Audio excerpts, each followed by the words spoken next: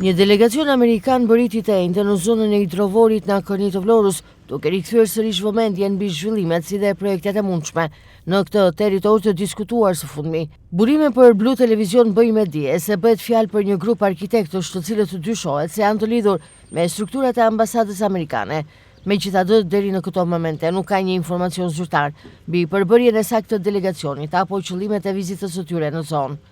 Sipas të njëjtave burime, delegacioni mbërriti fillimisht në aeroportin e Rinasit rreth orës 14 të ditës së enjte, e më pas është nisur menjëherë drejt Vlorës, ku ka zhvilluar edhe një vizitë në terren në zonën e hidrovorit të Akërnis.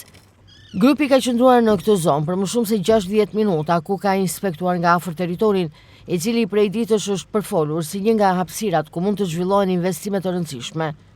Kjo vizitë vjen në një moment kur vetëm pak ditë më parë në të njëjtën zonë janë konstatuar disa mjete të rënda, duke shtuar dyshimet se mund të ketë nisur para përgatitja për ndërhyrje apo projekte zhvillimi. Interesi për këtë zonë lidhet edhe me raportimet se në Portonovo, një tjetër pikë e rëndësishme në bregdetin e Vlorës, pritet të zhvillohen investime nga vajza e ish presidentit amerikan Donald Trump, Ivana Trump, së bashku me bashkëshortin e saj Jared Kushner. Pas përfundimit të qëndrimit në Akorni, delegacioni amerikan është nisur drejt Portonovos,